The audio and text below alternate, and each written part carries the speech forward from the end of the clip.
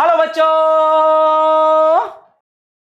बच्चों के पास कुछ ऐसा ज्ञान होता है जो उसे किसी ने दिया नहीं होता, किसी ने पढ़ाया नहीं होता, लेकिन उसके पास होता है और बिल्कुल गलत होता है कि सर आपने कहा था, आपने कहा था, आपने कहा था। अरे हमने कब कहा था भैया? तुम्हारा फ्रेंड हैरी पॉटर और साडा फ्रेंड बाला, जिसने ये कर दिया उसका तो आईआईटी होना ही होना है, साथ में मेडिकल भी हो जाएगा। मैं हिमालय गया था, वहां पे बैठ विद्या प्राप्त करी है मैंने आपके लिए, ठीक है ना। अब कुछ सिद्धियों को अपनाओ, यूज करो। हेलो बच्चों आज हमें बात करनी है motion of centre of mass की। ये सेंटर ऑफ मास का लेक्चर नंबर 2 है और इस लेक्चर के अंदर हम बात करेंगे कि अगर सेंटर ऑफ मास का मोशन होता है तो वो कैसे होता है। पहले लेक्चर में हमने location of centre of mass की बात करी थी कि सेंटर ऑफ मास कहां होता है। आज हम कहने वाले हैं मोशन ऑफ सेंटर ऑफ मास के बारे में, ठीक है। तो आइए बेटा स्टार्ट करते हैं अपना लेक्चर, शानदार lecture, motion of centre of mass. तो हमने कहा था कि जब हमें पोजीशन देखनी होती है ना पार्टिकल की, तो हम लिखते हैं XCM is equal to M1 x1 M2 x2 divide by M1 plus M2। अगर दो से ज्यादा पार्टिकल्स होंगे तो उसको हम प्लस करते हुए चले जाएंगे। ये था पोजीशन। अब पोजीशन को डिफरेंशिएट करते हैं तो क्या मिलता है? पोजीशन को डिफरेंशिएट करते हैं तो क्या मिलता है? तो पोजीशन को डिफरेंशिएट करने में मिलती है वेलोसिटी। याद करो R G rule. R G rule, x को डिफरेंशिएट किया तो मिलेगी वेलोसिटी, वेलोसिटी को डिफरेंशिएट किया तो मिलेगा एक्सेलरेशन, एक्सेलरेशन को इंटीग्रेट किया तो मिलेगी वेलोसिटी और वेलोसिटी को इंटीग्रेट किया तो मिलेगी पोजीशन, ठीक है ना। RG rule, this was the RG rule, right.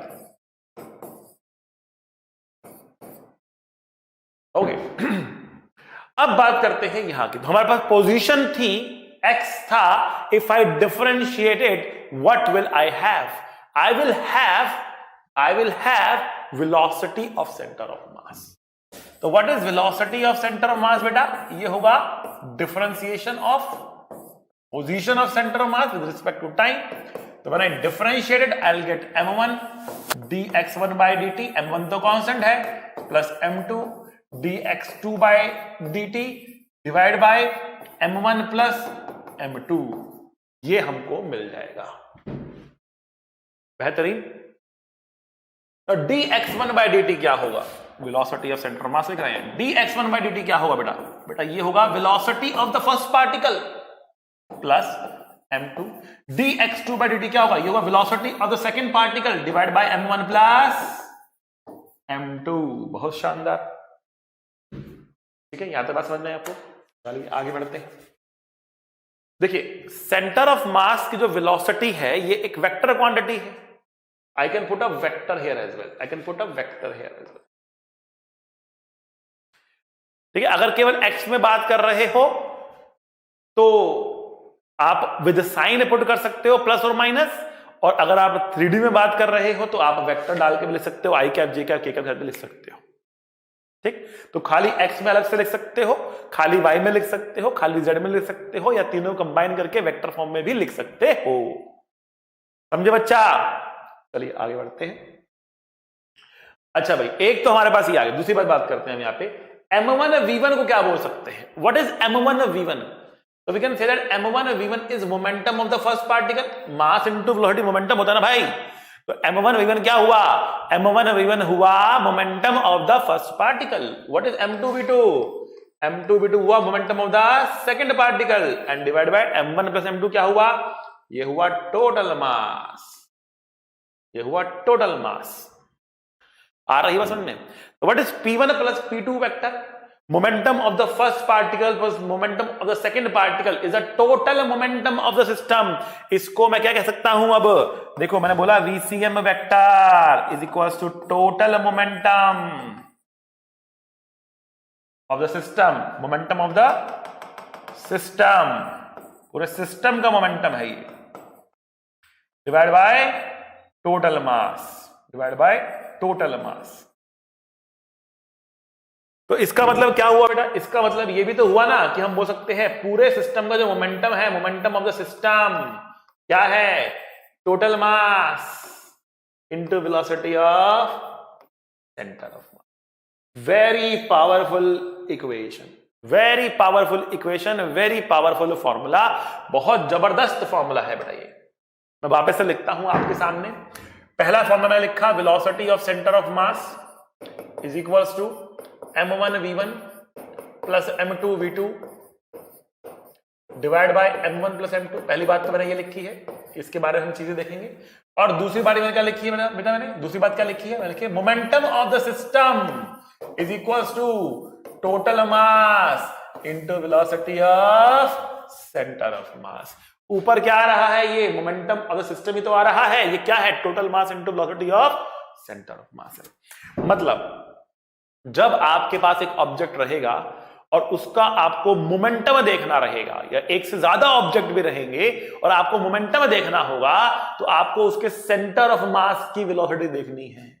पूरे मास को सेंटर ऑफ मास की वेलोसिटी से मल्टीप्लाई करना है। This definition is very very important when we go into rotation. अगला चैप्टर आएगा, भन्नाट चैप्टर आएगा, एकदम भन्नाट चैप्टर आएगा बेटा रोटेशन हमारा। इसके अगला चैप्टर रहेगा, उसमें ये फॉर्मूला बेटा बहुत मदद देगा आपको। Very very important formula. क्या है formula? Momentum of the system is equal to total mass into velocity of centre of मास।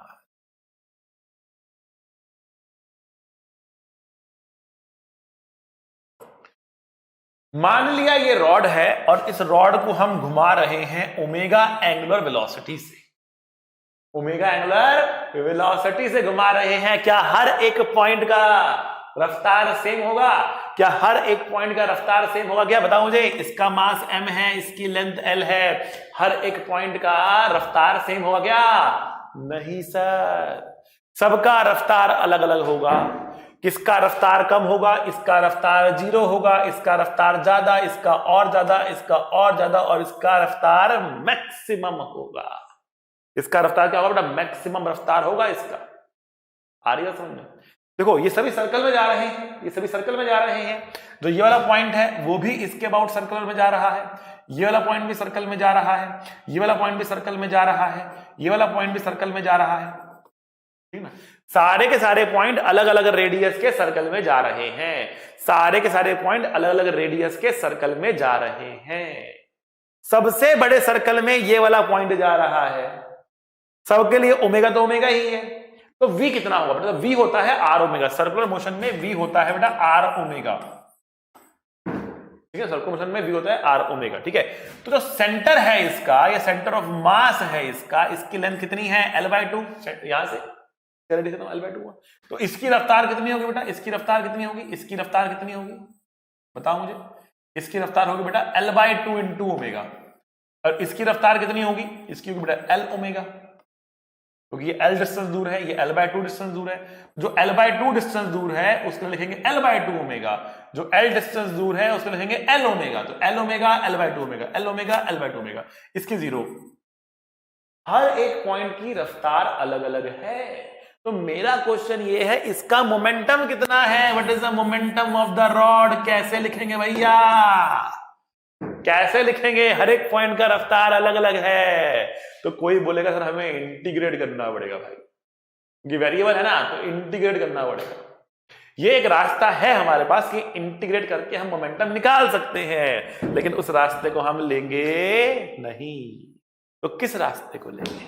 कैसे निकालेंगे इसका मोमेंटम? तो मैंने कहा मोमेंटम ऑफ अ सिस्टम, यहां पे सिस्टम कौन? Rod. Momentum of a system is equal to total mass into velocity of centre of mass. मतलब जो सेंटर ऑफ मास है ना, केवल इसकी वेलोसिटी लेनी पड़ेगी आपको। तो आप कहेंगे momentum of the rod is equal to total mass that is m, centre of mass की velocity that is l/2 into omega. ऐसे लिख सकते। ये हमारा आंसर आएगा बेटा, momentum of the rod is equal to total mass into velocity of centre of mass. इस तरीके से हम निकाल सकते हैं मोमेंटम ऑफ दिस रॉड। सही समझ में आया आपको बेटा? तो ये जो फॉर्मूला है ना, ये बहुत ही इंपॉर्टेंट है और आगे चल के रोटेशन वाले चैप्टर में बहुत बड़ा मददगार हमें साबित होने वाला है। इसलिए इस फॉर्मूले को अच्छे से याद कर लो, रजिस्टर इन योर मेमोरी, ठीक है ना। Register in your memory, momentum of a system is total mass into velocity of centre of मास होता है, ठीक है। अब देखिए हमने लिखा वेलोसिटी ऑफ सेंटर ऑफ मास, ऐसे लिखा जा सकता है। अब सर कुछ क्वेश्चन करके दिखा दो इस पे। लो जी क्वेश्चन कर देते हैं, आपका हुक्म सर आंखों पर। लो भाई, लो भाई। मान लिया इसका मास है m और इसका मास भी है m। ये जा रहा है राइट में v रफ्तार से, ये जा रहा है ऊपर v रफ्तार से, ठीक है। हम जानना चाहते हैं कि इसके सेंटर ऑफ मास की वेलोसिटी क्या होगी, इसके सेंटर ऑफ मास की वेलोसिटी क्या होगी, ठीक है ना। तो पहली बात सेंटर ऑफ मास, दोनों मास बराबर है, सेंटर ऑफ मास एकदम बीचों बीच रहेगा, ठीक है ना। अब सेंटर ऑफ मास क्या राइट में जा रहा होगा, दोनों में से एक तो राइट में जा रहा है, सेंटर ऑफ मास भी राइट में जा रहा होगा।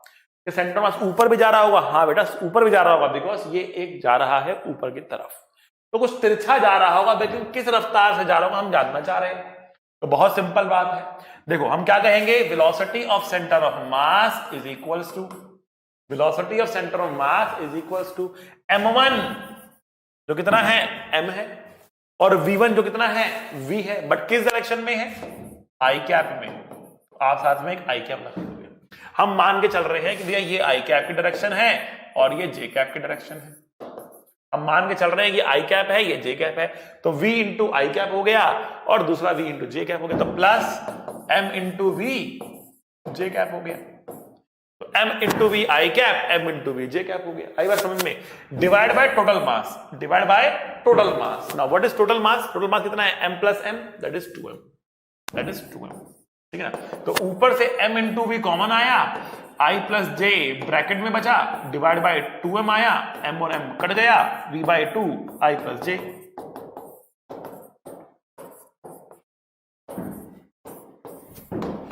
ये हमारे पास सेंटर मास की वेलोसिटी आ रही है, that velocity of centre mass is v by 2 i plus j।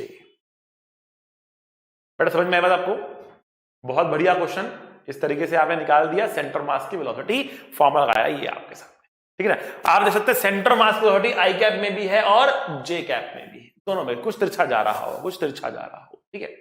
Okay, तो देखो बेटा, अब हमारे पास दो फॉर्मूले आ चुके हैं, एक फॉर्मूला तो ये आ चुका है, दूसरा फॉर्मूला ये आ चुका है। अब हम बढ़ते हैं आगे, अब हम बढ़ते हैं आगे। वेलोसिटी को डिफरेंशिएट करेंगे तो क्या आएगा बेटा, देखो क्या बताया था आपको आरजी रूल में, x को डिफरेंशिएट करोगे v आएगा, v को डिफरेंशिएट करोगे तो a आएगा, ठीक है ना। तो अगर मैंने v को डिफरेंशिएट किया तो मुझे क्या मिलेगा बेटा, a मिलेगा। तो आइए करते हैं इसको डिफरेंशिएट, ठीक है ना, करते हैं डिफरेंशिएट। तो हमने लिखा, क्या लिखा भैया, कि VCM क्या होता है, VCM होता है m1 v1 plus m2 v2 divide by m1 plus m2 होता है। ये क्या है बेटा, ये है VCM, velocity of centre of mass है ये, ठीक है ना। I am going to differentiate it, तो ACM कितना आएगा भैया, ACM आएगा dVCM by dt, that means m1 dV1 m2 dV2 by dt by m1 plus m2। अब मुझे बताओ dv1 बाय dt क्या होगा, ये होगा a1, dv2 बाय dt क्या होगा, ये होगा a2, और नीचे क्या आ रहा m1 प्लस m2, ये क्या है, ये है ACM। तो एक्सेलरेशन ऑफ सेंटर ऑफ मास कितना है, acceleration of centre of mass is m1a1 plus m2a2 divide by m1 plus m2, that is the acceleration of centre of mass, m1a1 plus m2a2 divide by m2 plus m2। अब इसको हम एक और तरीके से लिख सकते हैं, इसको हम एक और तरीके से लिख सकते हैं। कैसे लिखेंगे आइए देखते हैं, कैसे लिखेंगे आइए देखते हैं। देखिए भैया, हमने बोला कि मान लिया हमारे पास ये है मास m1 और ये है मास m2। अब m1 पे कौन कौन से फोर्सेस लग सकते हैं, m1 पे कौन कौन से फोर्सेस लग सकते हैं।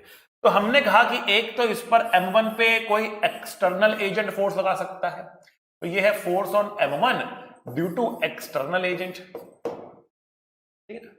अच्छा जी, एक m1 पे फोर्स m2 लगा सकता है, force on m1 due to m2, ठीक है।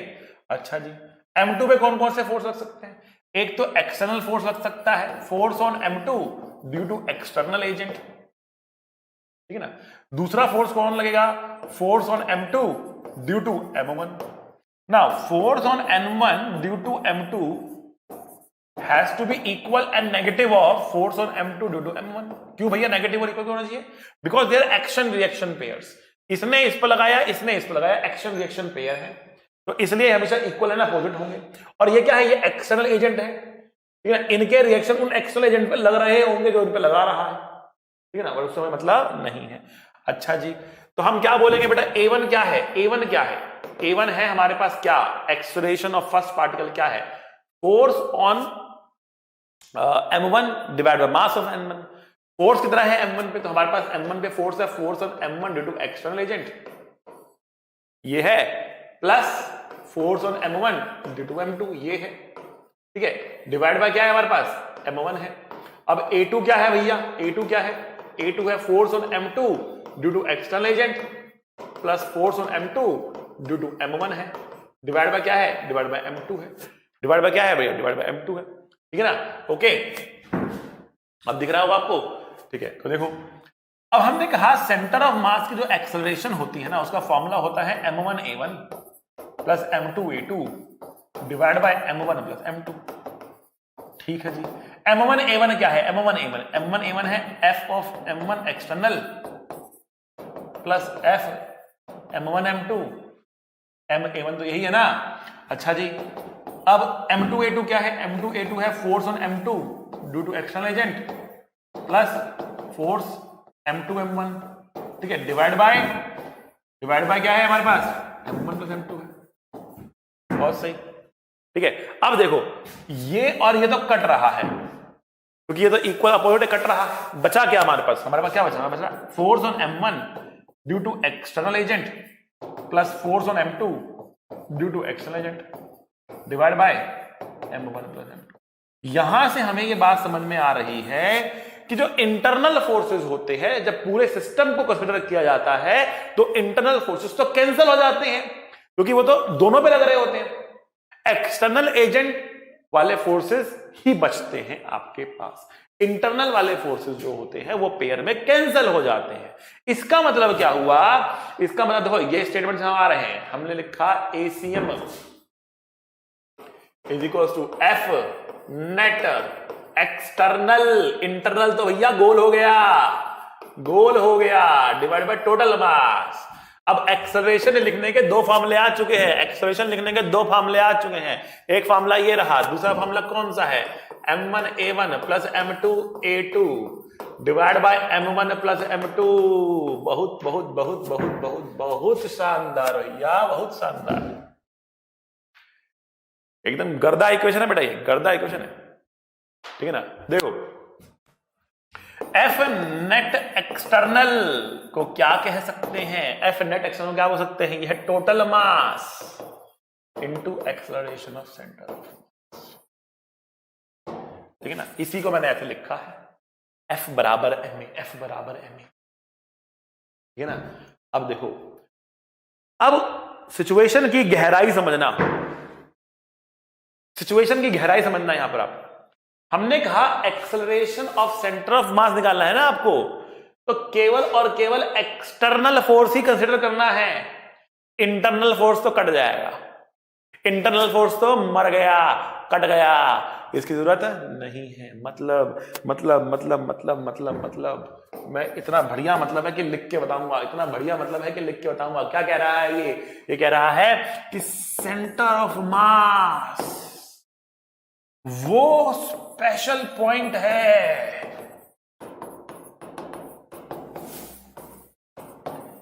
जिसका एक्सेलरेशन केवल एक्सटर्नल फोर्सेस पर डिपेंड करता है, एक्सटर्नल फोर्सेस पर डिपेंड करता है, और इंटरनल फोर्सेस उसको इंटरनल फोर्सेस पर डिपेंड नहीं करता।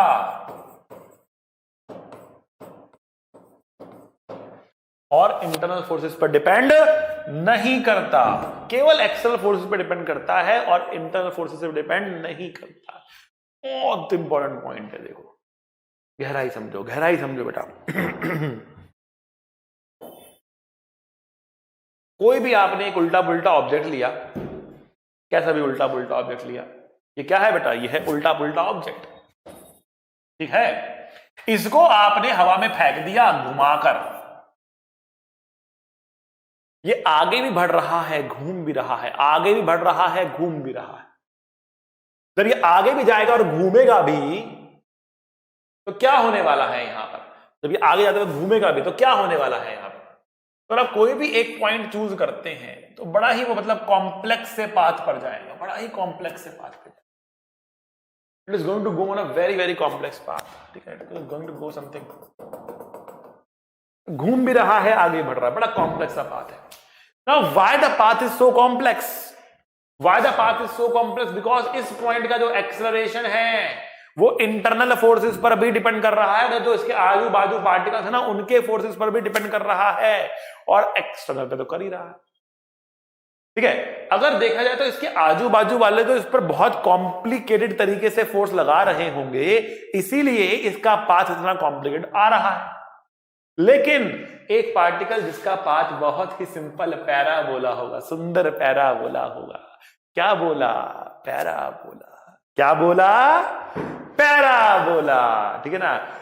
तो इसका एकदम सुंदर पाथ पैराबोला पे जा रहा होगा, और जब ये सुंदर पैराबोला पे जा रहा है, इसका कारण क्या है? इसका कारण ये है कि इस पॉइंट का एक्सेलरेशन केवल और केवल mg पर डिपेंड कर रहा और किसी पर डिपेंड नहीं कर रहा, क्योंकि mg ही जब हवा में जा रहा है तो केवल mg ही एक एक्सटर्नल फोर्स लग रहा है। मैं एयर रेजिस्टेंस इलेक्ट्रिक के चल रहा हूं, तो केवल mg लग रहा है तो एक सिंपल पैराबोला में जाने वाला है।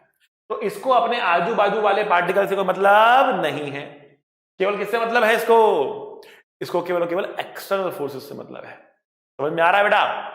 बोलो आगे ना। तो बेटा सेंटर ऑफ मास एक बहुत ही स्पेशल पॉइंट है, और ये कौन सा पॉइंट है? अब हम डेफिनेशन में आ रहे हैं। रियल डेफिनेशन क्या है? रियल डेफिनेशन क्या है सेंटर ऑफ मास की? सेंटर ऑफ मास इतना खास क्यों है? बिकॉज सेंटर ऑफ मास एक ऐसा पॉइंट है जिसकी एक्सेलरेशन केवल और केवल एक्सटर्नल फोर्सेस पर डिपेंड करती है। मैं केवल इस डेफिनेशन को लेते हुए रिवर्स कैलकुलेशन करके वापस आपको दिखा सकता हूं कि अगर हमने एक ऐसा पॉइंट चुना है जिसकी एक्सेलरेशन केवल और केवल एक्सटर्नल फोर्स पर डिपेंड करती है, तो सेंटर ऑफ मास होना चाहिए कहां पे? Axiom equals to m1 x1 plus m2 x2 divide by m1 plus m2, जहां से हमने शुरू किया था, केवल और केवल इस डेफिनेशन के चलते हुए कि we want to locate a point whose acceleration depends only on the external forces. That point is called as center of mass, or we can locate it using this definition only. ठीक है, आ रही बात समझ में आपको? We need to do that, हम location पहले ही पढ़ चुके हैं। लेकिन अब आइए वापस चलते हैं, और हमने कहा कि एक्सेलरेशन ऑफ सेंटर ऑफ मास के दो फॉर्मूले हमारे पास एक फॉर्मूला है m1a1 plus m2a2 divide by m1 plus m2, और दूसरा फॉर्मूला है F net external divide by total mass.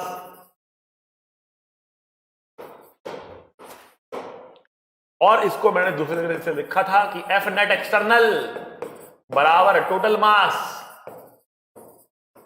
Into acceleration of centre of मास। ये अगर आप फॉर्म देखो तो बेटा ये आपको न्यूटन के सेकंड लॉ जैसे लग रही है, F बराबर ma।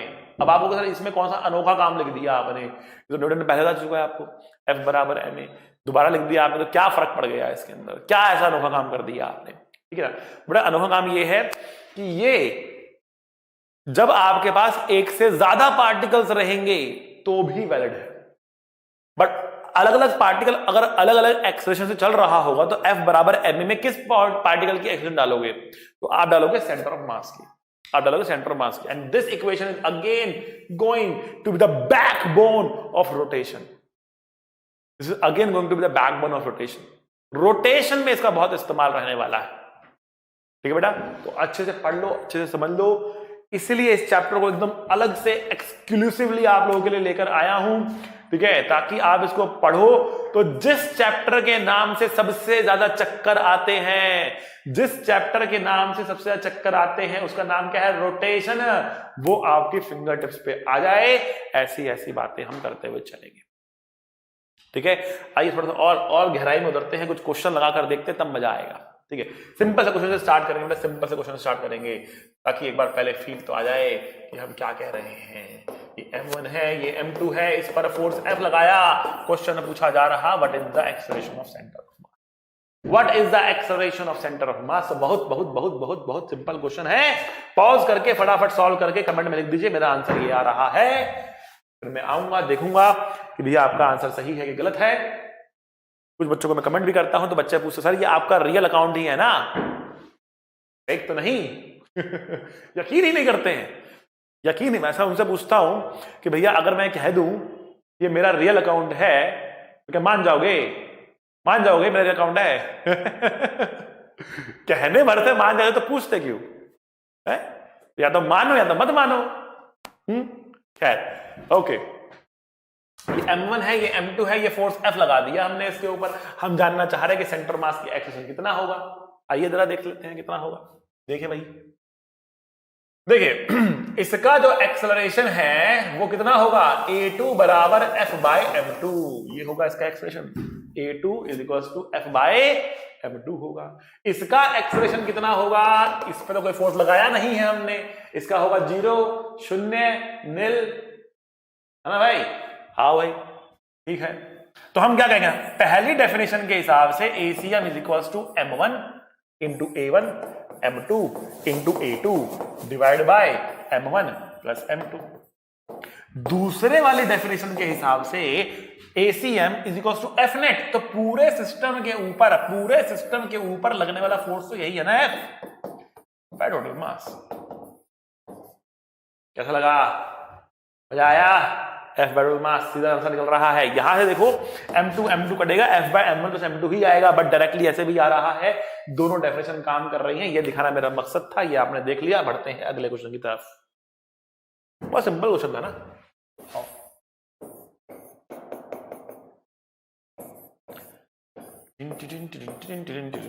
This is M1, this is M2, pulley पे टंगे हैं, ठीक है। क्वेश्चन आपके लिए है find the acceleration of centre of mass. तो बिना कैलकुलेशन करे सबसे पहले मुझे आप ये बताएं कि सेंटर ऑफ मास की एक्सेलरेशन नीचे की तरफ होगी कि ऊपर की तरफ होगी। पॉज करिए, कमेंट करिए, सेंटर ऑफ मास की एक्सेलरेशन नीचे होगी कि ऊपर होगी, पॉज करिए और कमेंट करके बताइए। कैलकुलेशन नहीं करनी है, सोच के बताना है, सोच के बताना है बेटा, सोच के बताना है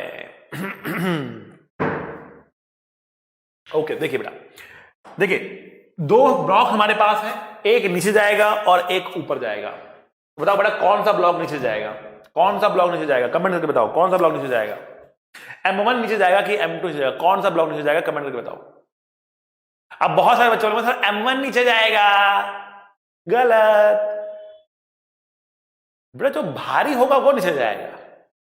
क्वेश्चन होना दिया कौन भारी कौन हल्का है, जो भी भारी होगा, अगर M1 भारी हो तो M1 नीचे जाएगा, अगर M2 भारी हो तो M2 नीचे जाएगा, ठीक है ना। तो कोई भी नीचे जा सकता है, जो भारी होगा इनमें से वो नीचे जाएगा ही जाएगा। अच्छा, तो हमने कहा कि एक नीचे जाने वाला है, एक ऊपर जाने वाला है, भारी नीचे जाएगा, हल्का ऊपर जाएगा, तो बताओ सेंटर ऑफ मास नीचे जाएगा कि ऊपर जाएगा। तो सेंटर ऑफ मास तो वहां जाएगा जहां भारी वाला जाएगा भैया, तो भारी वाले चलेगा ना, भारी वाला ज्यादा खींचेगा अपनी तरफ, ठीक है। तो centre mass is going to go down, ठीक है। तो question the answer is centre of mass will have acceleration in downward direction.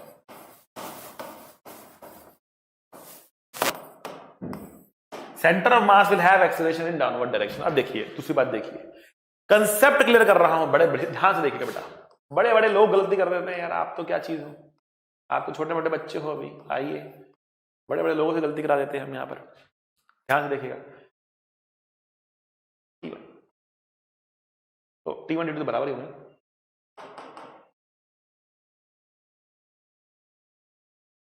क्या मैं कह सकता हूं इस पे m1g लग रहा, इस पर t लग रहा, यहां पर m2g लग रहा, यहां पे t लग रहा, क्या मैं कह सकता हूं कि 2t t plus t t plus t 2t is equal to m1 plus m2g है?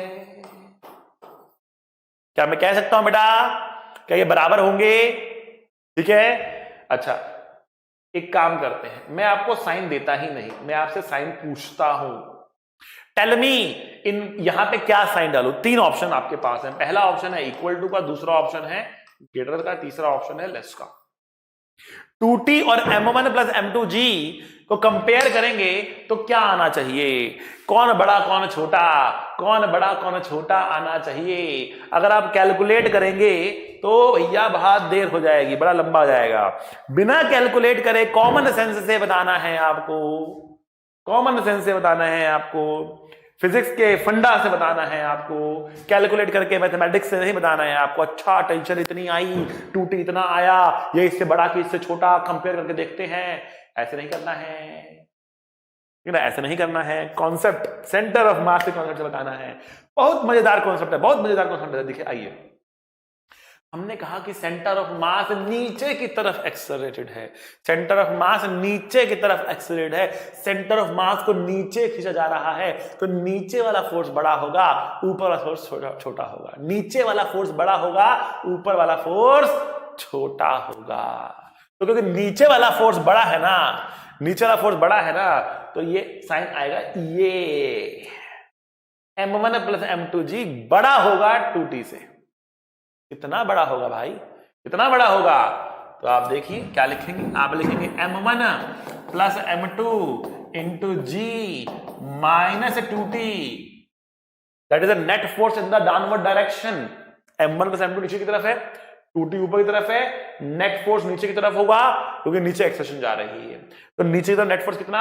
m1 प्लस m2g, ऊपर कितना? 2t। तो m1 plus m2g minus 2t is equals to total mass m1 plus m2 into acceleration of centre of mass. अब यहां पे tension की value निकाल के पुट करिए, सॉल्व करिए, आपको सेंटर मास की एक्सेलरेशन मिल जाएगी तुरंत। तरीका नंबर 1।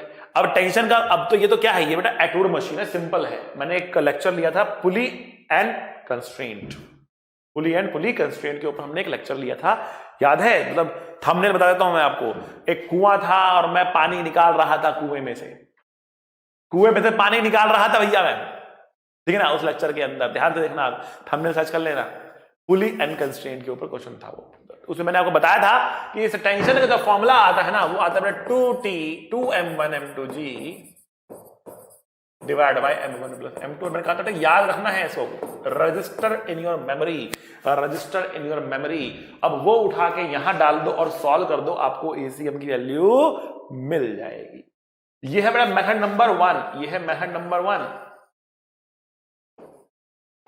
एफ नेट बराबर m1, एफ नेट बराबर m इंटू ए। अब मेथड नंबर 2 का देता हूं आपको, मेथड नंबर 2 देखिए, मेथड नंबर 2 क्या है?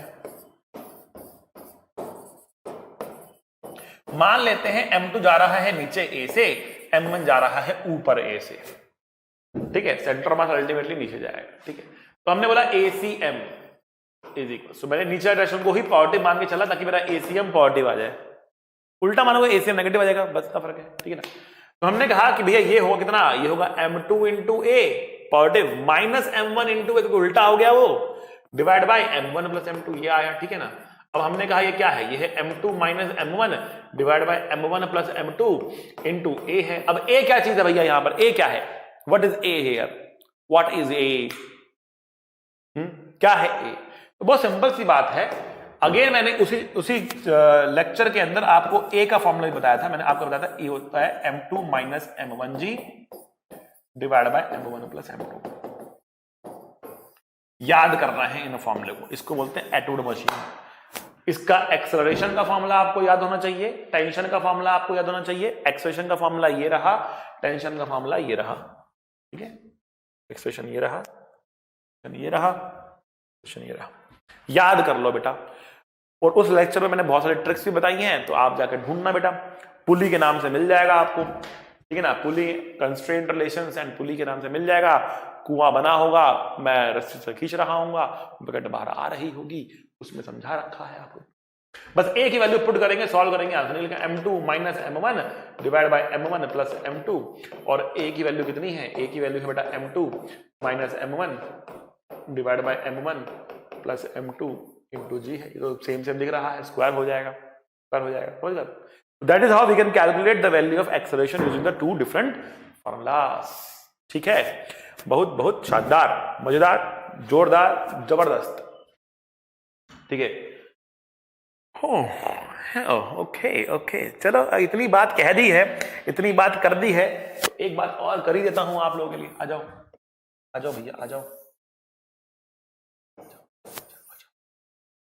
अरे नहीं बताएगा कोई, नहीं बताता कोई भाई, कोई नहीं बताता, हम बताएंगे, आप सब कुछ बताएंगे, देखते जाओ।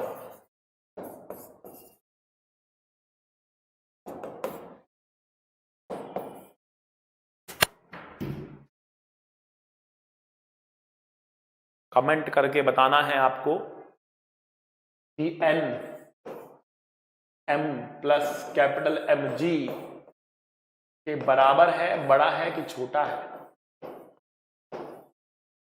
पॉज करें, कमेंट करके बताएं, कमेंट करके बताएं कि n जो ग्राउंड से लगने वाला नॉर्मल रिएक्शन है बेटा, ग्राउंड से लगने वाला, बहुत उत्तेजना में मैंने n लिखा है ये, ठीक है, तो ये n है, नॉर्मल रिएक्शन है, ठीक है ना। ये normal reaction m plus mg से बड़ा होगा, छोटा होगा कि उसके बराबर होगा, के बराबर होगा, ये आपको बताना है। पॉज करें, कमेंट में लिखें, एक दूसरे से बताएं कि देखो तुमने गलत सोचा है, ये होना चाहिए कि वो होना चाहिए और इसलिए होना चाहिए, तब तो असली मजा है, ठीक है ना। देखिए, खैर मैं बता रहा हूं इसका आंसर। सेंटर ऑफ मास कहां जाने वाला है इसका, जब ये नीचे आएगा तो दो में से एक नीचे आ रहा है ना, तो सेंटर ऑफ मास का जो एक्सेलरेशन होगा वो नीचे तो होगा ही होगा डेफिनेटली। अगर सेंटर ऑफ मास नीचे आ रहा तो नीचे वाला फोर्स बड़ा होना चाहिए, और नीचे वाला फोर्स कौन सा है बेटा, नीचे वाला फोर्स है m1 प्लस mg, नीचे वाला फोर्स है, तो ये फोर्स बड़ा होना चाहिए, n छोटा होना चाहिए, छोटा मतलब 3। ये देखिए बेटा, लगता है नहीं है ऐसा, लगता तो हमें कुछ और ही है। देखो होता क्या है, बेसिकली बच्चों के पास कुछ ऐसा ज्ञान होता है जो उसे किसने दिया नहीं होता, किसने पढ़ाया नहीं होता, ना ही उसने कहीं से पढ़ा होता है, लेकिन उसके पास होता है और बिल्कुल गलत होता है, ठीक है ना। मतलब उससे पूछो कि भैया ये कितना एंगल है, कितना एंगल है ये, उससे पूछो कितना एंगल है ये, बच्चा दोनों देखता है, कहता है सर 30 डिग्री, मगर है कैसे निकाले हो, सर लग रहा है, सर लग रहा है, तो कैसा लगता है बच्चों को, अरे देख के समझ आता है सर कैसा लग रहा है, there has to be some way of calculating it, लग रहा है कुछ भी, मतलब अब जैसे यहां पे sir normal m1 plus mg के बराबर लग रहा है, मतलब क्या लग रहा है, मतलब कुछ भी मतलब लग रहा है क्या होता है, तो कुछ बच्चे तो बोलेंगे सर होता है, मतलब एक स्टेप आगे होते हैं बच्चे, वो उनकी श्रेणी जो होती है वो एक स्टेप आगे की होती है। कोई बच्चा तो बोल रहा लग रहा है कि m1 mg के बराबर होना चाहिए, दूसरा बच्चा सर m1 प्लस mg होता है, नॉर्मल तो m प्लस mg होता है, अच्छा जी। और तीसरे क्लास के बच्चे तो एक स्टेप और आगे होते हैं, एक स्टेप और आगे होते हैं, सर आपने ही तो कहा था m प्लस mg के बराबर होता है, अरे हमने कब कह दिया भाई, हम तो कहते आ रहे हैं कि नॉर्मल को नॉर्मल लिखो, mg मत लिखो, है। मतलब तीसरी वाली कैटेगरी सबसे खतरनाक होती है, वो सीधा से आती है आपके पास चुपके से कि सर आपने कहा था, आपने कहा था, आपने कहा था, अरे हमने कब कहा था भैया, हमने तो नहीं कहा, अपने यहां कुछ भी है, कुछ भी। खैर ऑफलाइन की बातें याद आ गई ऑफलाइन की बातें याद आ गई, बच्चा आगे बोल सर आपने कहा था फिर हमें कहता है तू दिखा, तुमने मैंने कहा था, दिखा रजिस्टर खोल के मैंने कहा था। हमने नहीं कही ऐसी बातें भाई, हम क्यों कहेंगे? है? हम ज्ञानी लोग हैं, हम क्यों कहेंगे? कमाल।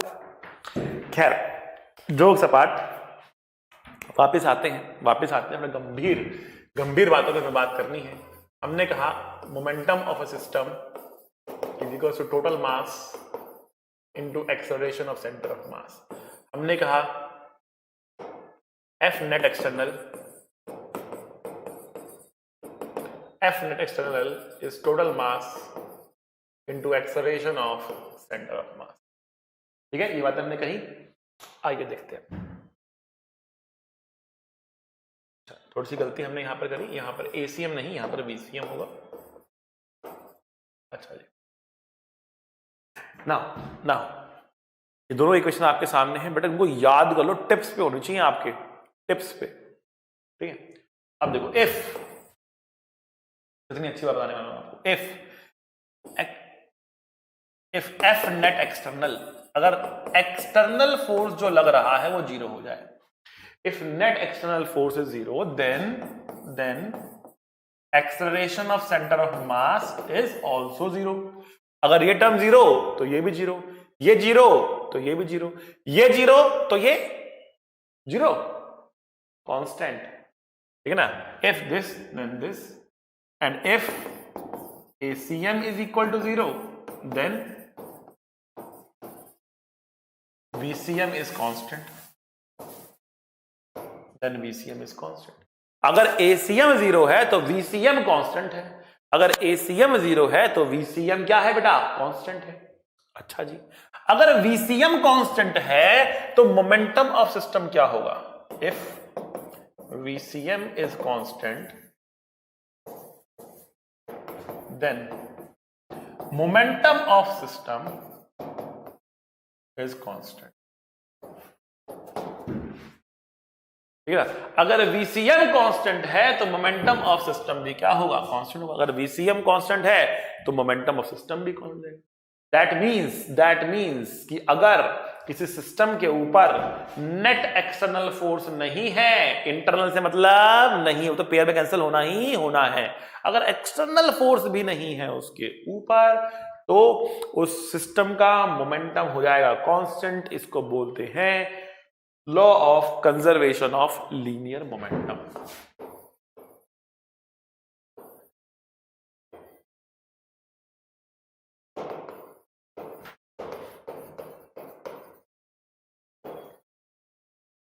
क्या है बेटा?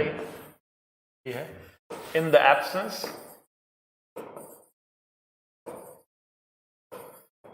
Of net external force, in the absence of net external force, momentum of system is conserved or constant। In the absence of net external force, momentum of the system, और पूरे सिस्टम में मोमेंटम होगा वो क्या होगा बेटा? Constant या conserve हो जाएगा। ठीक है ना? क्या कंडीशन है बेटा? कंडीशन क्या है? नेट एक्सटर्नल फोर्स जीरो होना चाहिए। बेटा याद कर लो, रजिस्टर इन योर मेमोरी, बहुत बहुत बहुत बहुत बहुत ही इंपॉर्टेंट है। फिजिक्स में कुछ गिने चुने लॉज हैं और उन पूरे लॉज पे पूरी मैकेनिक्स टिकी हुई है, पूरा फिजिक्स टिका हुआ है, तो वो तो आपको अच्छे से आना ही चाहिए, अक्षरतः याद होने चाहिए, वर्ड टू वर्ड याद होने चाहिए। ठीक बेटा, घोट के पी जाओ उनको। ओके चलिए, लेकिन आज की क्लास में हम law of conservation of linear momentum की बात नहीं करेंगे, हम इसके ऊपर भी एक स्पेशल केस करेंगे ना। What is a special case? आइए, तो हमने कहा कि if F net external is equal to zero, ठीक है ना? ठीक है, and velocity of centre of mass is also zero, मतलब सेंटर ऑफ मास रुका हुआ था और बाहर से कोई फोर्स लगा नहीं, तो सेंटर ऑफ मास रुका ही रहेगा।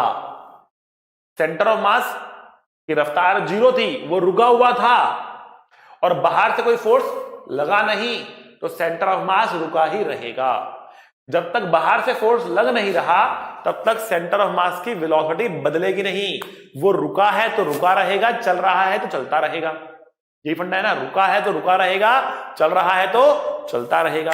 अब मैं क्या कह रहा हूं आपको, मैं आपको कह रहा हूं कि अगर एक्सटर्नल फोर्स जीरो है तो वेलोसिटी ऑफ सेंटर ऑफ मास भी क्या है, जीरो है। वो जीरो है और ये भी जीरो है, मतलब वो रुका हुआ था और रुका हुआ ही रहेगा, चलेगा ही नहीं। ठीक है, देन एक्सियम इज फिक्स्ड, मतलब अगर सेंटर ऑफ मास चल नहीं रहा, रुका ही रहता है, तो उसकी पोजीशन चेंज नहीं होती है, पोजीशन फिक्स हो जाती है। अगर पोजीशन फिक्स है तो उस पोजीशन में आने वाला चेंज जीरो हो जाता है, डेल्टा एक्सियम जीरो हो जाता है।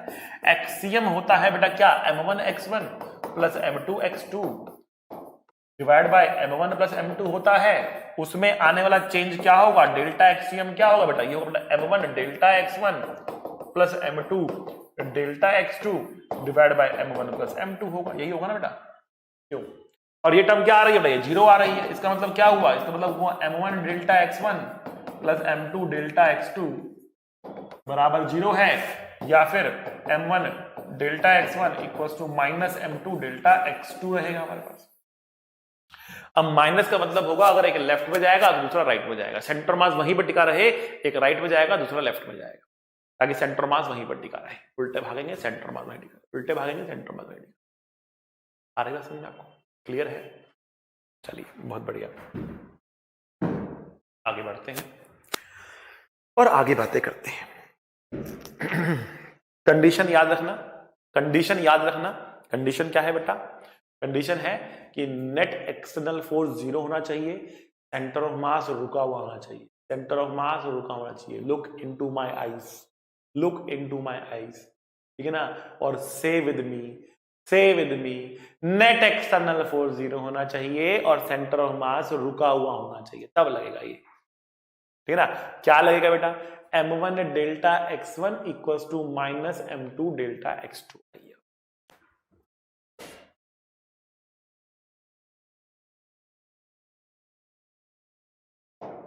चलिए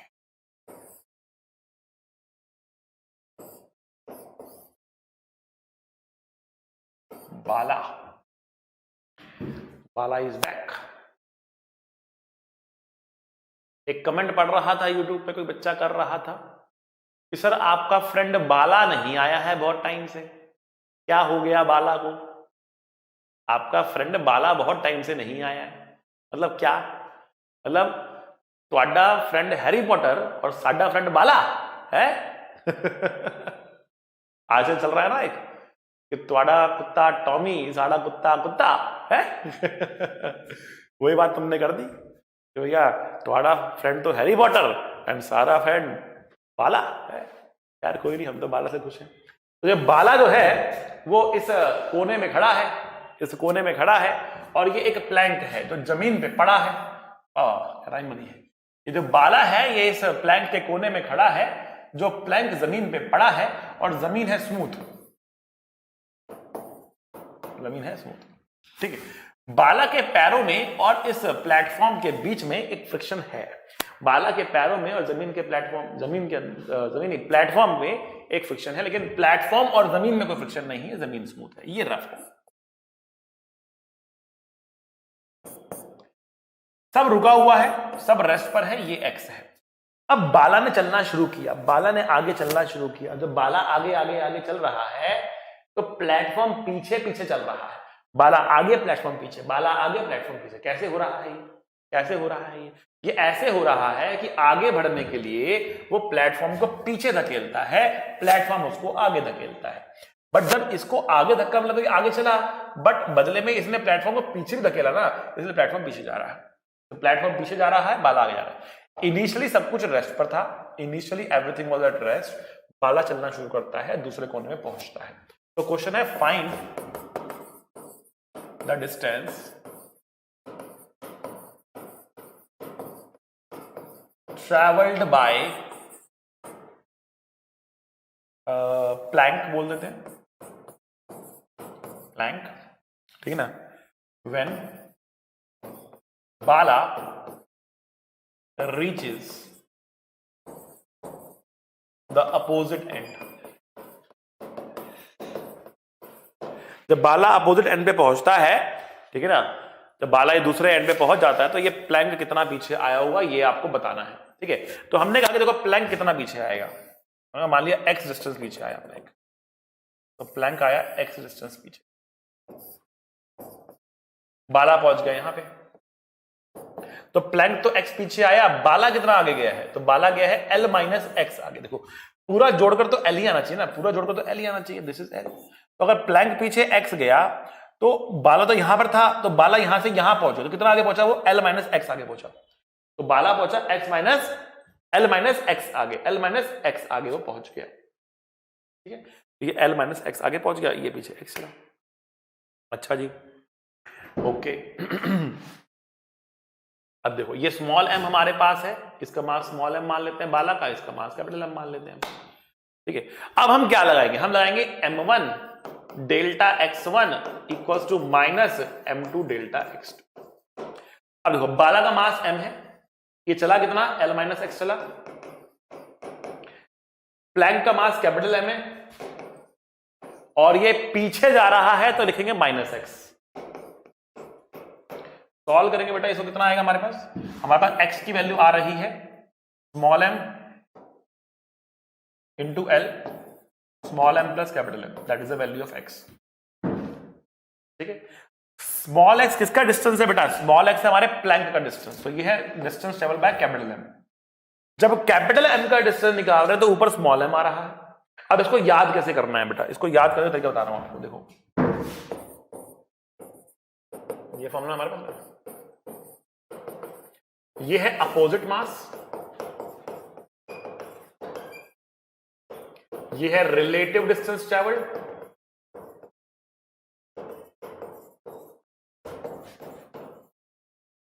ये है total mass. What is the meaning of relative distance travel, opposite mass समझ गए होंगे, जब कैपिटल M लिखोगे तो स्मॉल m आएगा, जब स्मॉल m का पूछोगे तो ऊपर कैपिटल M आएगा, ठीक है, ओके।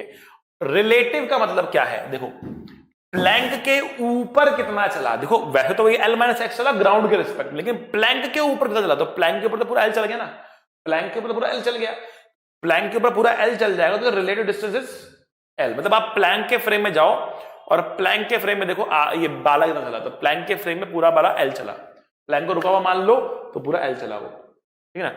तो प्लैंक के फ्रेम में l चला, that is the relative distance travelled, relative distance travelled total mass से हमें डिवाइड कर दिया, यहां पर हमको x मिल गया। अब ये फॉर्मूला भी हम डायरेक्टली याद करके लगा सकते हैं। कंडीशन क्या है, एक्सटर्नल फोर्स 0 होना चाहिए, 2 पार्टिकल सिस्टम होना चाहिए, इनिशियल सिस्टम रेस्ट पे होना चाहिए, इनिशियल सिस्टम रेस्ट होना चाहिए। आइए इसके बाद लगाते हैं कुछ क्वेश्चंस, ठीक है,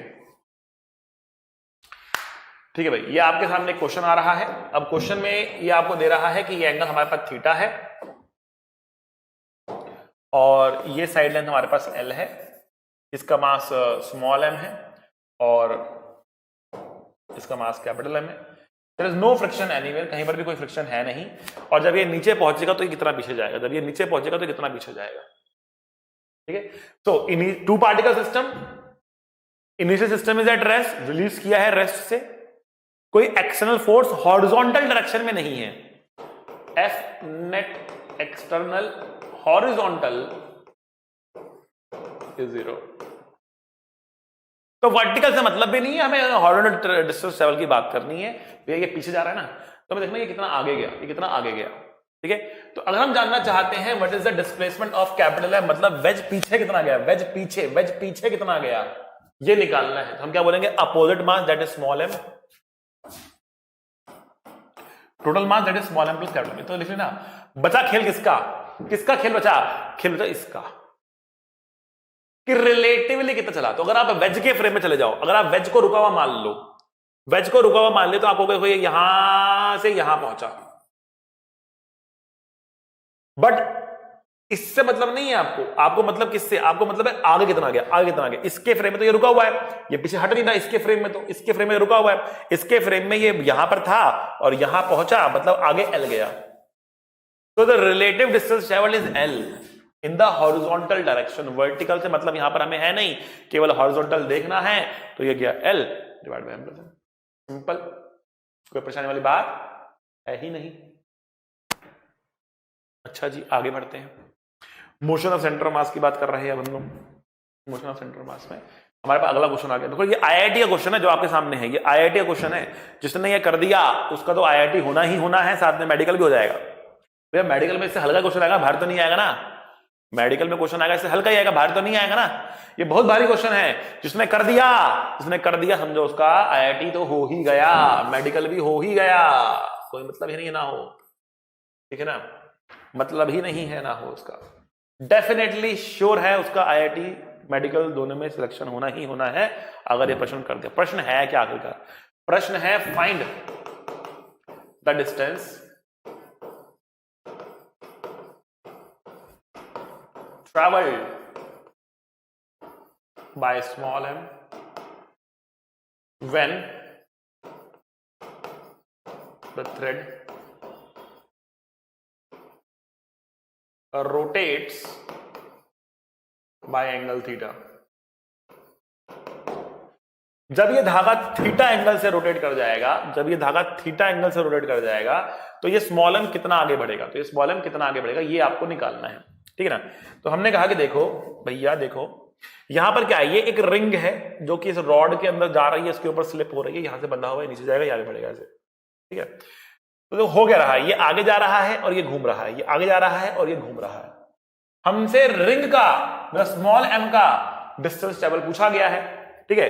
तो जब हम स्मॉल m का डिस्टेंस निकाल रहे हैं तो हम क्या लिखेंगे, अपोजिट मास capital M, total mass m plus m। अब क्या कहानी बची, रिलेटिव डिस्टेंस तो बची, केवल और केवल यही तो निकालना है ना, रिलेटिव डिस्टेंस कितना ट्रैवल हुआ है। तो आइए देखते हैं निकालेंगे इसको। तो रिलेटिव डिस्टेंस के लिए मैं रिंग के फ्रेम में चला गया, अब इसके फ्रेम में हमने आपको रुको मान लिया, और इसके फ्रेम में क्या हो रहा है, मैं अगला डायग्राम बनाता हूं, इसको खराब नहीं करते, अगला डायग्राम बनाते हैं। इन रिंग फ्रेम, रिंग के फ्रेम में ये घूम रहा है इस तरीके से, और ये घूम गया थीटा एंगल से, अब ये यहां पर था, घूम के आया यहां पे। तो भैया ये ऊपर नीचे जा ही रहा है, लेकिन हमें ऊपर नीचे से मतलब नहीं है, हमें तो राइट लेफ्ट से मतलब है ना, राइट लेफ्ट से मतलब। ये तो राइट में क्या, लेफ्ट में कितना है हमें इसको देखना है। हम केवल हॉरिजॉन्टल डायरेक्शन में ही कंजर्वेशन कर रहे हैं हर चीज का, सेंटर मास को हॉरिजॉन्टल डायरेक्शन में रुका हुआ मान रहे हैं। तो हॉरिजॉन्टल डायरेक्शन में रुकने के लिए अगर एक लेफ्ट में जाएगा दूसरे को राइट में जाना पड़ेगा, और यही फॉर्मूले को फॉलो करना पड़ेगा। तो क्या करेंगे इसके अंदर, देखिए आइए, तो हम कहेंगे देखो ये L है, ये L cos थीटा है, और ये कितना है बेटा, L minus L cos theta है। तो ये कितना पीछे आया, इसके रिस्पेक्ट में, इसके फ्रेम में कितना पीछे आया, ये बेटा ये आया है L minus L cos theta. तो ये हो जाएगा m into L 1 minus cos theta divide by m plus. बहुत बढ़िया क्वेश्चन था, आईआईटी में आया हुआ क्वेश्चन था बेटा। जिसने ये क्वेश्चन खुद से कर लिया होगा ना, समझो उसका बेड़ा पार हो गया, आइए अगला क्वेश्चन देखते हैं। ये है स्मॉल m मास का, ये है कैपिटल M मास का। ग्राउंड है, स्मूथ है, ये भी स्मूथ है,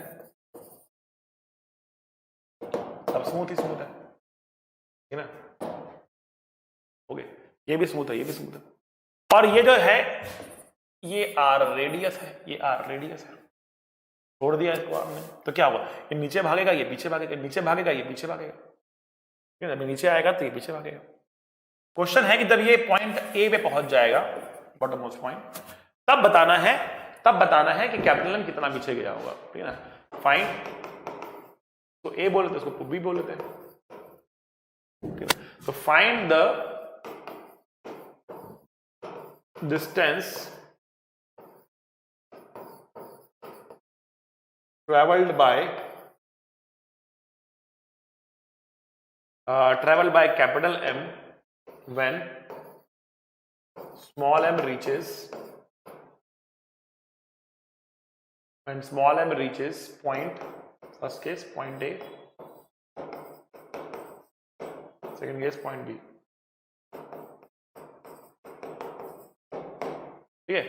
ए पे पहुंचेगा तो कितना पीछे हटा होगा, बी पे पहुंचेगा तो कितना पीछे हटा होगा, ठीक है ना। तो भैया देखो इसके रिस्पेक्ट में जब ये यहां पहुंचेगा तो कितना आगे बढ़ा होगा, आर आगे बढ़ा होगा, और जब यहां पहुंचेगा तो कितना आगे बढ़ा होगा, 2r आगे बढ़ा होगा।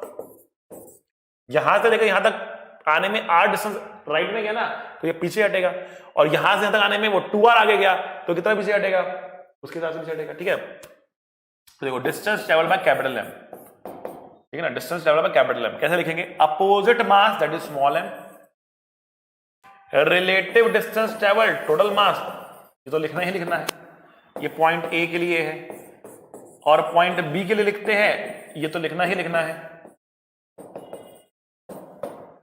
रिलेटिव डिस्टेंस बचा, तो इसके रिस्पेक्ट में राइट में कितना गया, राइट में कितना गया, तो r गया, और इसके रिस्पेक्ट में राइट में कितना गया, B पॉइंट तक पहुंचने के लिए 2r गया, ये हमारे आंसर आ गया, सिंपल, मतलब डायरेक्ट आंसर है, कुछ नहीं करना, डायरेक्ट आंसर है, डायरेक्ट आंसर है, इतना सिंपल कर दिया आपके लिए, इससे सिंपल कोई और नहीं कर सकता बेटा। आइए आपके सामने अगला क्वेश्चन, पानी पे कश्ती, कश्ती पे इंसान, पानी पे कश्ती है, कश्ती पे इंसान, ओ माझी रे, ओ माझी रे। ठीक है, तो एक 50 किलोग्राम का इंसान है जो कि 70 किलोग्राम की बोट पे खड़ा हुआ है, 50 किलोग्राम का इंसान 70 किलोग्राम की बोट पे खड़ा हुआ है, ठीक है ना, कैनोई कहते हैं इसको, बट ठीक है, 4 मीटर लॉन्ग है, यहां से लेकर यहां तक 4 मीटर लॉन्ग है, ही वॉक्स फ्रॉम अ पॉइंट 0.70, मतलब इनिशियली यहां पे खड़ा था और यहां तक पहुंचा। If you ignore the resistance of the motion of the canoe in the water, मतलब वाटर को फ्रिक्शन नहीं दे रहा है, how far does the canoe move during the process, अब ये यहां से यहां गया, मतलब इस पॉइंट ए से लेकर पॉइंट बी तक गया, तो कैनोई पीछे कितना जाएगी, कैनोई पीछे कितना जाएगी, कैनोई पीछे कितना जाएगी, तो distance moved by canoe, distance moved by 70 kg canoe is opposite mass that is 50, total mass 50 plus 70, relative distance, तो इसके रिस्पेक्ट में तो ए से बी तक गया है, इसके रिस्पेक्ट में 2.5 मीटर आगे गया, तो 2.5 खत्म, 125 डिवाइड बाय 120, अब इसको काट लो, 5 से काट सकते हो, 5 दूनी 10, 5 बचा 25, 5 दूनी 10, 5 चौक 20, 25/24 मीटर बोट पीछे जाएगी, या कैनोई पीछे जाएगी। ठीक है बेटा, बढ़िया है, देखो समझ लो उसको अच्छे से। ओके, अब एक क्वेश्चन हम और करते हैं, एक क्वेश्चन हम और करते हैं, इसके बाद की साइड तो आप देख चुके हो, मन में खुशियां आ चुकी होंगी, बस सब खत्म करने वाले हैं, खत्म होने वाला है ना, बट एक क्वेश्चन और, एक क्वेश्चन और, बढ़िया जबरदस्त मजेदार, बढ़िया जबरदस्त मजेदार क्वेश्चन करने वाले हैं बेटा, बहुत मजा आने वाला है, इस क्वेश्चन को नहीं छोड़ना है। अच्छा, एक और चीज भी तो है, जान खा जाओगे मेरी, जान खा जाओगे मेरी, नहीं तो चैलेंजर का भी तो आंसर देना है आपको। ठीक है, देखिए देखिए देखिए देखिए, हमारे पास यहां पर क्या है, हमारे पास यहां पर एक मनुष्य है, यहां पर एक और मनुष्य है, दोनों एक बोट पे खड़े हैं, ठीक है ना, लेट अस से इस मनुष्य का वेट है 80 kg, ठीक है ना, इस मनुष्य का वेट है लेट अस से कितना ले लें इसको, 50 kg ले लेते हैं, 50 kg, और इस बोट का भी एक वेट है, इस बोट का भी एक वेट है, मान लेते कितना है, 70 kg है, इनके बीच की दूरी L है, इनके बीच की दूरी L है, ठीक है। क्वेश्चन है find the distance travelled by the boat if the two persons exchange their positions, अगर ये दोनों आदमी अपनी पोजीशंस को एक्सचेंज कर लेते हैं तो बोट कितना डिस्टेंस चलेगी, ये आपको बताना है। Find the distance travel by the boat if the persons exchange there positions. ठीक है भैया, अब एक है भैया लंबा मेथड और दूसरा है स्मार्ट मेथड, स्मार्ट लोगों का स्मार्ट मेथड, ठीक है, स्मार्ट मेथड। चलिए स्मार्ट मेथड करेंगे, स्मार्ट मेथड। देखो, अच्छा मुझे बताओ, अगर इसका वजन भी 50 किलो होता, ये भी 50 किलो, ये भी 50 किलो, दोनों एक्सचेंज करते तो क्या बोट चलती? नहीं, तो पहले 50-50 अभी भी 50, कोई बोट नहीं चलती, ठीक है ना। तो हमने क्या कहा, हमने कहा कि जो बोट चल रही है ना वो इसके एक्स्ट्रा 30 से चल रही है, इसके एक्स्ट्रा 30 से चल रही है, तो मैंने इसका 50 लिया, इसका 50 लिया, बोट को दे दिया। देते हैं, देखते क्या होता है, तो गायब ही हो जाएगा, कोई पूरा 50 निकाल दिया। 50 किलो के आदमी से 50 किलो का माल निकाल लो तो क्या बचेगा, 0 बचेगा ना, बचा ही नहीं। अब 80 किलो के आदमी से 50 किलो का माल निकालो, कितना बचेगा, छोटा आदमी बचेगा कितने का, 30 kg का, ठीक है ना। तो 50 और 50 100, 100 और 70 170, अब हो गया 170 किलोग्राम की बोट हो चुकी है और ये आदमी 30 किलोग्राम का बचा है। अब ये आदमी यहां जा रहा, बोट यहां जा रही, ठीक है ना, बोट यहां जाएगी, ठीक है। अब क्वेश्चन है बोट कितना पीछे जाएगी, तो distance travelled bye boat, opposite मास 30 kg, total mass 30 + 170 into relative distance travelled, इसको कहते हैं L।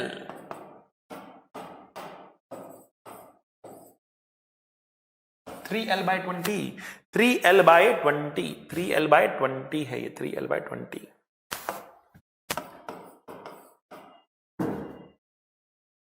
बेटा ये एक सिद्धि है जो दे रहा हूं आपको, कड़ी तपस्या के बाद ऐसी चीजें निकलकर आती हैं, ऐसी बातें निकलकर आती हैं जिससे क्वेश्चन एक लाइन में बनते हैं। इनको हम कहते हैं बेटा सिद्धि। क्या है ये है सिद्धि, कड़ी तपस्या से प्राप्त हुई सिद्धियां हैं ये, ठीक है ना। मैं हिमालय गया था, वहां पे बैठ के सिद्धियां प्राप्त करी है मैंने आपके लिए, ठीक है ना। अब उन सिद्धियों को अपनाओ, यूज करो, कोई नहीं बताएगा आपको इस तरीके से क्वेश्चन करने के लिए, ठीक है ना। बनाएंगे पूरा लंबा लंबा, देखो इतना ये पीछे गया, इतना ये आगे बना, पूरा इक्वेशन बनाओ, सॉल्व करो। अरे नहीं करना है, एक लाइन में लिखना है, हमें एक लाइन में लिखना है। कैसे लिखेंगे हम लिखेंगे दोनों का मान उठा के दिया, ठीक है ना। 30 kg बचा, 30 kg आगे जा रहा, बोट पीछे जा रहा। कॉन्सेप्ट है बहुत बढ़िया, शानदार, ठीक है ना। चलिए अब लास्ट चैलेंजर जो हमने लास्ट क्लास में दिया था उसका सोल्यूशन देते हैं, फिर आज की कक्षा करेंगे समाप्त। उम्मीद करता हूं आपको बहुत ही मजा आया होगा। मुझे तो बहुत मजा आया है, बहुत मजा आया है मुझे तो बहुत मजा आया है। हमने कहा कि यहां कहीं पर है सेंटर ऑफ मास, हमने काट डाला। काट के क्या बनेगा, काट के हमारे पास 2 पीस बनेंगे। एक पीस तो बनाइए और दूसरा पीस बनाइए। हमने कहा कि इसका मास मान लेते हैं m1 है, इसका मास मान लेते हैं m2 है। कौन भारी कौन हल्का, ये दोनों बराबर है क्या, ठीक है। तो हमने कहा कि देखो कि ये जो पोर्शन है ना, इसका सेंटर मास तो यहां कहीं पर होगा CM1, और इसका सेंटर मास यहां कहीं पर होगा CM2, ठीक है ना। और इन दोनों का कंबाइंड सेंटर मास यहां पर है, ठीक। अब सिचुएशन क्या है, सिचुएशन आपके सामने है। कंबाइंड सेंटर मास यहां पर है, M1 यहां पर है, M2 यहां पर है, सेंटर मास यहां पर है। बताओ कौन भारी कौन हल्का। सेंटर ऑफ मास किसके नजदीक होता है रे, सेंटर ऑफ मास क्या हल्के वाले के नजदीक होता है, सेंटर मास भारी वाले के नजदीक होता है। सेंटर मास भारी, अरे तेरी तो, सेंटर मास भारी वाले के नजदीक होता है, क्योंकि सेंटर मास भारी वाले के नजदीक होता है, इसलिए M1 is greater than M2 है भैया। IIT में आया हुआ क्वेश्चन है ये भी, बहुत जबरदस्त कंसेप्चुअल, देखो डिफिकल्ट कैलकुलेशन नहीं है, कंसेप्चुअल है, कंसेप्ट पे पूछा गया क्वेश्चन है। जबरदस्त क्वेश्चन है बेटा, 2 सैल्यूट इस क्वेश्चन को, बहुत जबरदस्त क्वेश्चन है। मैक्सिमम बच्चा गलती करता है इस क्वेश्चन के अंदर, मैक्सिमम बच्चा कहता है सर बराबर होंगे, सेंटर मास से काटा है, बराबर होंगे, बराबर नहीं होंगे भैया। क्यों बराबर होंगे, हाँ बच्चे से क्यों बराबर होंगे सर, लग रहा है। अरे भैया कितना लगता है तुमको, ऐसा ना होता है, कोई रीजन कोई लॉजिक होता है ना, लॉजिक दीजिए जी। आइए हाँ, आज की कक्षा होती है समाप्त। पढ़ते रहिए, मुस्कुराते रहिए, अगले लेक्चर में मिलेंगे। सी यू, टाटा, बाय बाय। पढ़ाई करते रहें, ऑल द वेरी बेस्ट।